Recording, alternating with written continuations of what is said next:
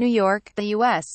ratcheted up criticism of North Korea over its egregious human rights violations in the State Department's annual human rights report on Friday as the two countries prepared for their first-ever summit.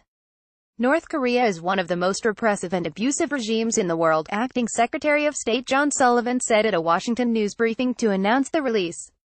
In a written preface, Sullivan cited China, Russia, Iran and North Korea as examples of governments that violate the human rights of those within their borders on a daily basis and are forces of instability as a result. No signs of detente are evident from the text, which expands on the previous year's observations with additional developments, including the reported assassination of the North Korean leader's brother Kim Jong Nam in Malaysia via an illegal nerve agent and the execution of 5 Ministry of State security officials. We are concerned about the nuclear issue in North Korea, but we are equally concerned about the human rights issue, and they both derive from the same problem, said Michael Kozik of the State Department's Bureau of Democracy, Human Rights and Labor, after Sullivan's opening remarks. I don't think you will see a diminishment in our concern about that issue even as we try to work the nuclear issue, said Kozik, who added that, it's not a trade-off. The report also touches on the North's past abductions of Japanese nationals.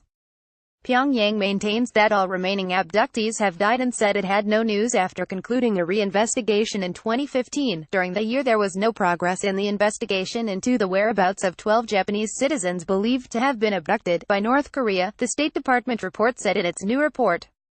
Tokyo has long lobbied Washington to press Pyongyang on the abduction issue, which featured in this week's Mar-a-Lago summit between Japanese Prime Minister Shinzo Abe and U.S. President Donald Trump. Trump pledged to take up the matter with North Korean leader Kim Jong-un. We will bring up the abductees.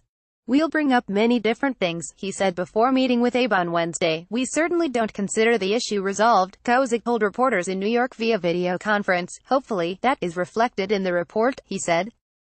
Kozik could not predict whether Trump would push human rights during the summit with Kim, but he argued that the U.S. already has alongside its denuclearization efforts.